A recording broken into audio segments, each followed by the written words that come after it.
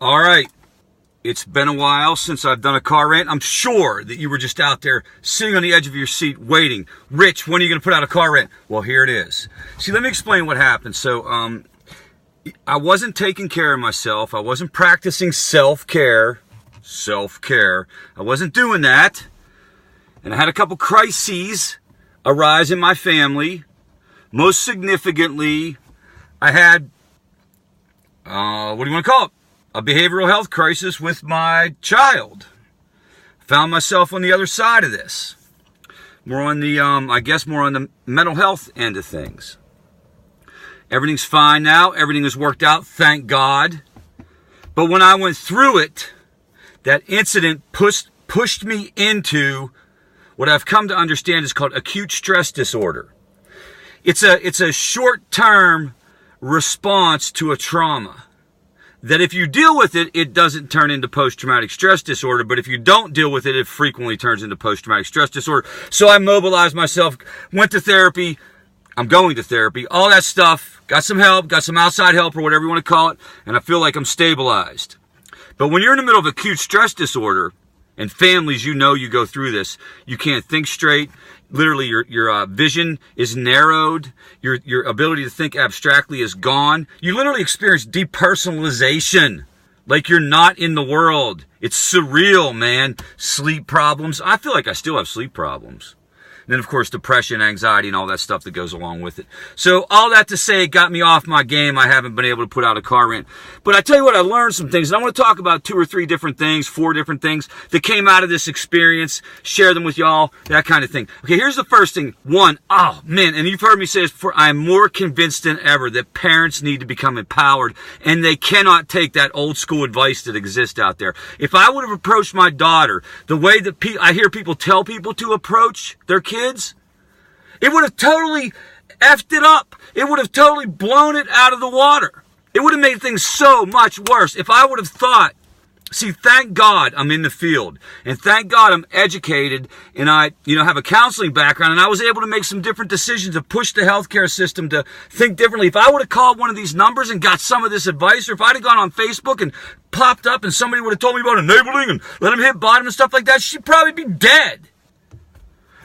Second thing, and it's related to that. If you are out there and you are quote unquote helping people, you have got to get educated and you got to understand what you don't know. I even I think I know everything on any given day. I think I understand everything, but you got to understand, man, addiction is not this black and white thing. Recovery is not this black and white thing. It's nuanced. Let me give you an example. Co-occurring disorders. Very few of y'all understand anything about co-occurring disorders. Hiring a psychiatrist for your treatment center does not make you an expert on co-occurring disorders. Every treatment center in the world has a psychiatrist. That doesn't mean anything. Most professionals working in the addiction space come at it from an addiction orientation, and they're going to blow up co-occurring disorders. So if you're, whatever it is, whatever position you have got to get beyond slogans and cliches. And the reason why I'm so fired up about it is I can't imagine if I'd have fallen into that trap.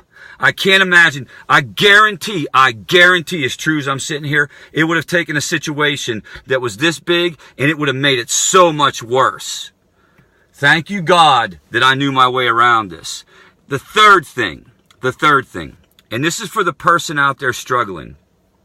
You've probably heard a lot of stuff about how to do recovery. You probably have heard a lot of stuff like if you don't do it this way, you're not going to get it. Maybe you've slipped, maybe you've fallen, all that different kind of stuff. Maybe you're getting caught up in the Demi Lovato fiasco and all the experts that are coming out and talking about that. Listen, here's the deal.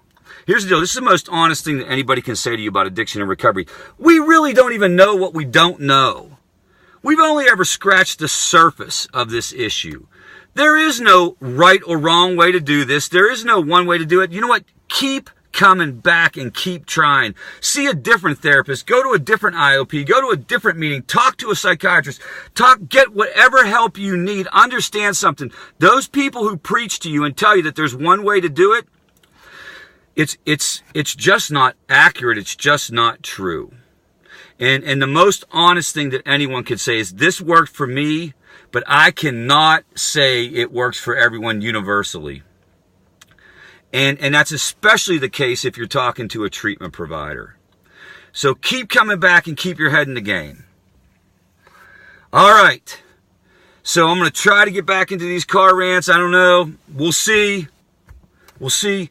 Sorry I'm so fired up today, but it was personal.